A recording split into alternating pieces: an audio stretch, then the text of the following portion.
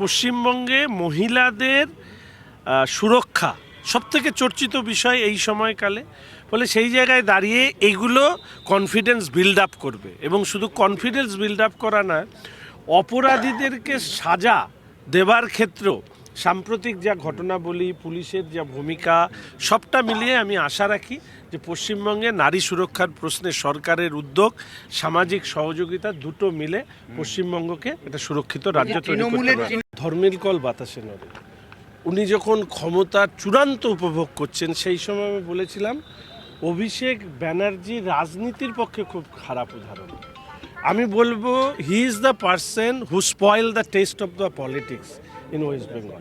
ফলে আমি তো চাই যে এরকম মানুষের আইনের পেরিফেরিতে যা যা শাস্তি হওয়া দরকার সেই শাস্তি যেন। ওদের 4টে 8টে 5টা অ্যাকাউন্টের বিষয় নেই, দলটাই হচ্ছে কালো টাকা দিয়ে তৈরি হয়েছিল, কালো টাকার উপরে দাঁড়িয়ে এরা সরকার চালাচ্ছিল। ফলে এই ধরনের অ্যাকাউন্টের ট্রানজ্যাকশন ফ্রিজ হওয়াটা স্বাভাবিক, আর বাদ বাকিটা তো আইনের।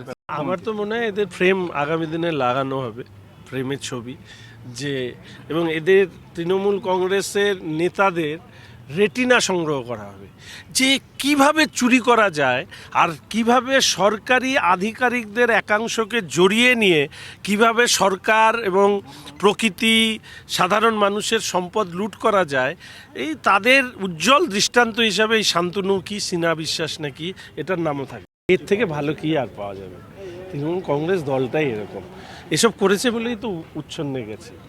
এবং একটা রাজনৈতিক দল ক্ষমতায় থেকে শুধু শুধু লুট করবার মানসিকতা তৈরি হয়, তাহলে সেই দলের পরিণতিটা কোনো না কোনো সময় মানুষের সামনে আসে।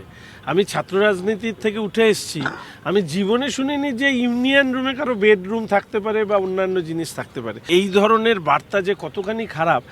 মা বাবা যখন ছেলে মেয়েকে কলেজে পাঠাবে, তখন স্টুডেন্টস ইউনিয়ন সম্পর্কে যে ছবিটা তৈরি হবে, ওখানে তো বেডরুম আছে, এরপরে আর কি বলা।